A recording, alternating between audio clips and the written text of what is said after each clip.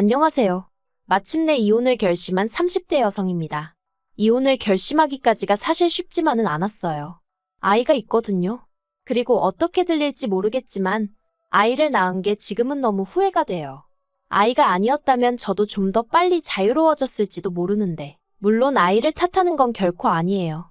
아이를 보고 있으면 너무 귀하고 예쁘고, 그런데 이런 아이한테 제가 좀 더 나은 가정을 주기는커녕 이혼 가정에서 자라게 만들었으니 그게 너무 미안해서 별의별 생각이 다 드네요.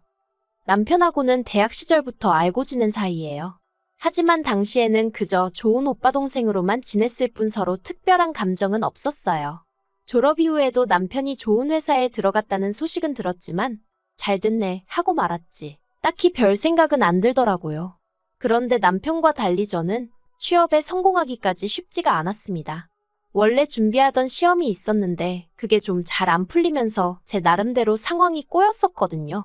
그런데 그때 생각지도 못하게 남편으로부터 도움을 많이 받았어요. 심리적으로 지지도 많이 해주었고 제가 필요로 하는 자료들을 많이 가지고 있었으니까요.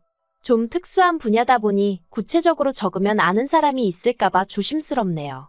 아무튼 그래서 남편과 급속도로 가까워졌고 그렇게 이후로 4년이란 시간을 만났습니다.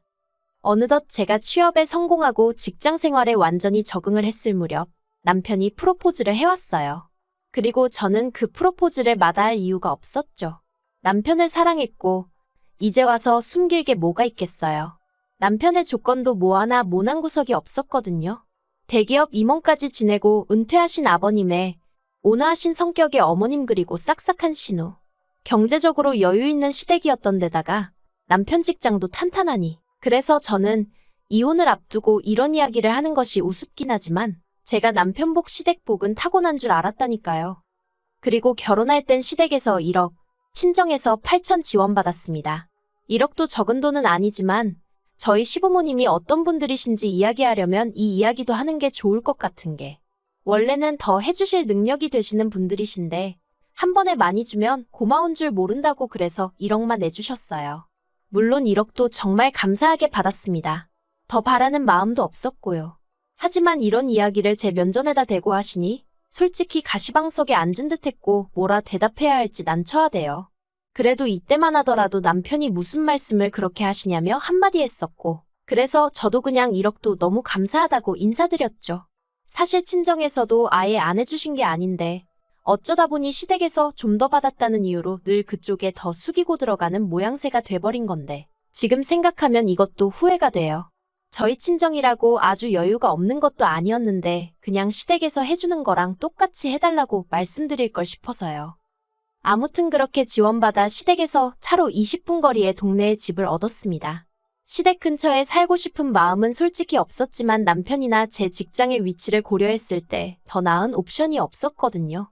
그래서 친정하고는 1시간 반 정도의 거리로 좀 멀어졌지만 그래도 크게 개의치는 않았어요. 남편이나 저나 차도 따로 있고 그러니까 필요하면 저 혼자라도 다녀오면 된다 싶었으니까요. 그런데 결혼식을 올리자마자 신혼을 즐길 새도 없이 아이가 생겼고 그와 동시에 시집살이가 시작되면서 잔잔한 호수처럼 원만히 흘러갈 줄 알았던 제 생활에 많은 변화가 생겼습니다. 그리고 특히나 전업이신 어머님과 정년퇴직을 하신 아버님은 시간이 많으시다 보니 걸핏하면 저희 부부와 어울리길 원하셨는데 문제는 제가 점점 배가 불러와 몸이 무거워지고 있는데도 전혀 배려를 해주시지 않으셨다는 거예요. 특히나 제가 임신 34주차일 때 어머님 생신이었습니다. 어머님은 며느리들이고 처음 맞이하는 생일인 만큼 며느리인 저에게 생일상을 받고 싶으시다 대놓고 요구를 하셨지만 사실 그 무렵 저는 골반과 허리 통증 때문에 걷는 것도 힘든 상황이었어요. 그래서 남편에게 부탁해 어머님의 허락을 받아 외식을 하는 쪽으로 얘기가 되었죠.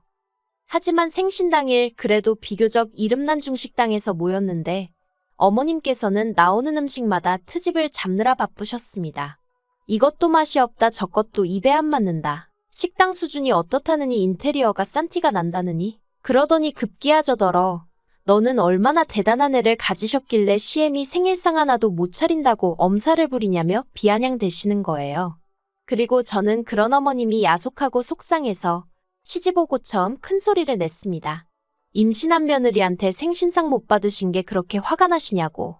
어머님 배 아파서 낳은 아들도 가만히 있는데 왜 저한테 그러시냐고요. 그러자 어머님께선 아버님과 남편을 바라보며 제 말하는 거 들었냐고 소리를 지르시더니 급기야 들고 계시던 숟가락을 집어던지셨습니다. 비록 그 숟가락을 저를 향해 던지신 건 아니었지만 어머님의 그 행동 자체가 저에겐 너무 충격이었고 그래서 더는 그 자리에 있어야 할 이유를 모르겠더군요. 그래서 그냥 꾸벅 식사 맛있게들 하시라고 인사만 드리고 식당을 빠져나왔습니다. 그런데 더 서운한 건 남편은 저를 따라 나올 줄 알았어요. 심지어 제가 홀몸도 아니었으니까요. 하지만 제가 택시 2대를 그냥 보냈어도 남편이 저를 따라 나오는 일은 없었고 결국 저는 혼자 택시를 타고 집으로 돌아와야만 했죠. 그런데 이후의 일은 더 가관이었습니다. 남편은 밤 10시가 다 돼서야 집에 왔는데 저를 보곤 기껏 한다는 말이 사람은 말 한마디로 원수가 될 수도 있다면서 저더러 어머님 입장도 생각을 좀 해보래요.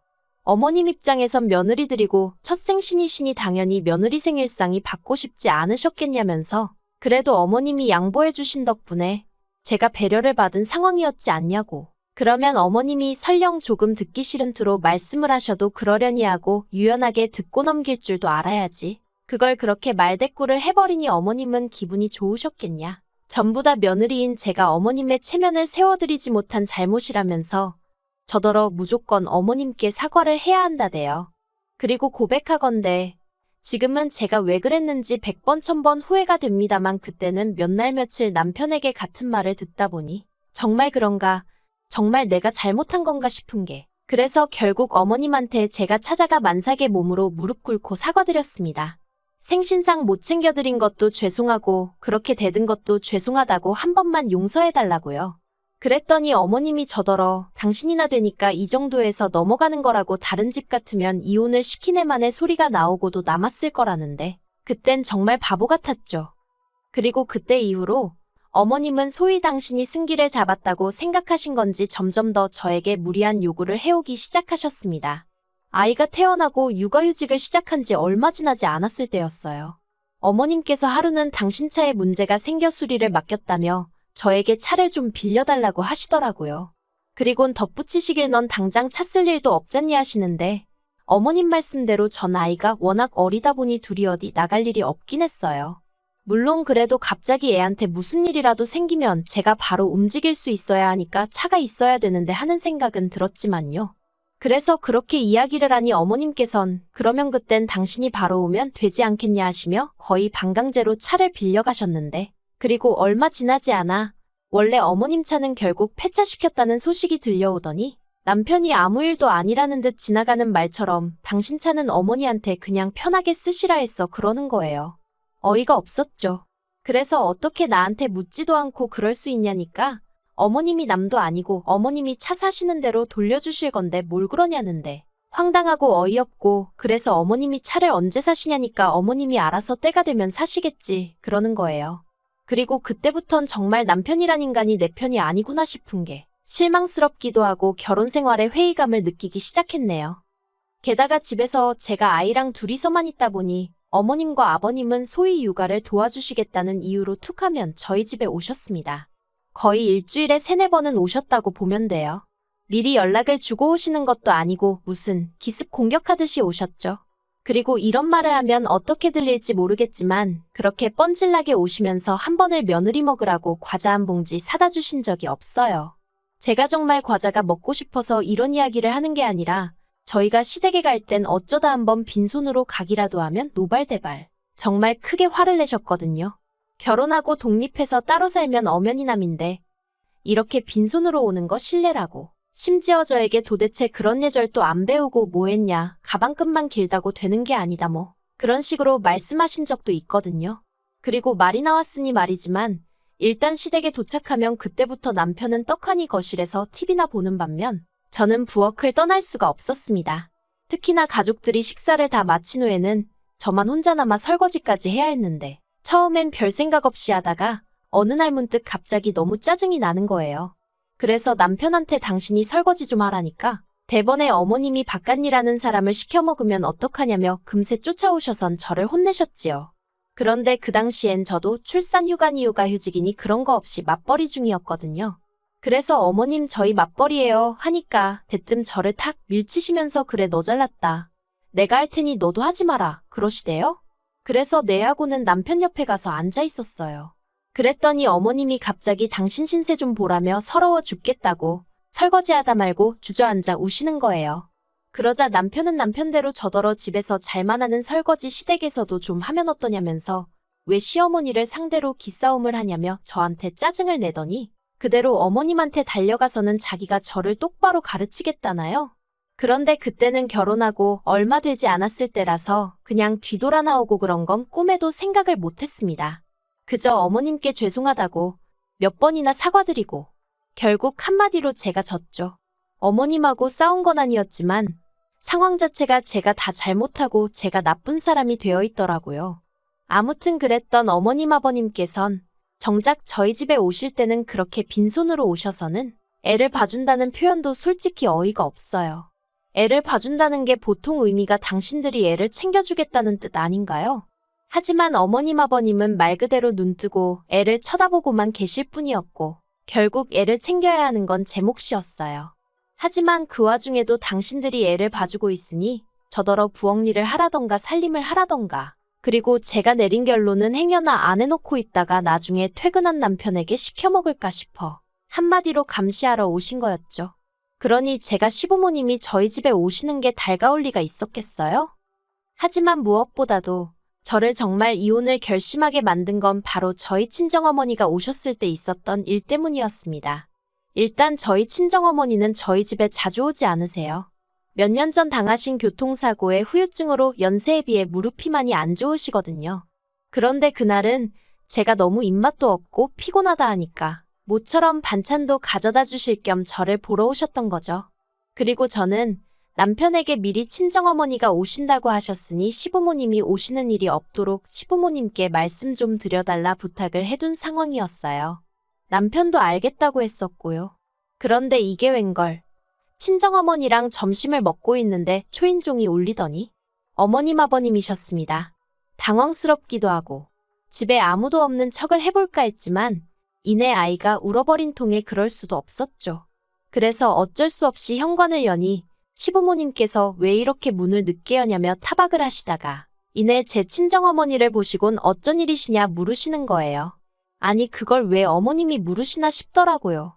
아무튼 딱히 대답이 궁금해서 물으신 것 같지도 않았어요. 이내 부엌을 보시고는 밥 먹는 중이었냐 하더니 당신들도 밥을 안 먹었다며 좀 차리라는데 여기서부터 좀 짜증이 났어요. 보통은 이러면 나중에 다시 오겠다 하지 않나요? 집도 가까운데.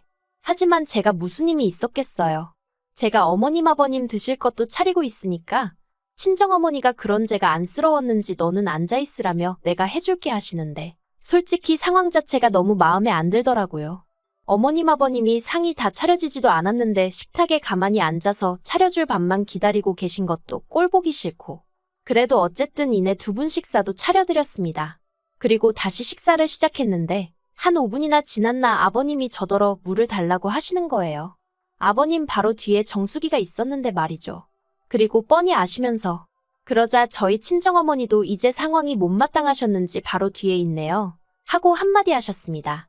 그러자 어머님께서 며느리 살림이고 우린 손님인데 며느리가 떠다줘야 한답니다. 어이가 없어서 손님이라면 손님이죠. 초대받지 못한 손님.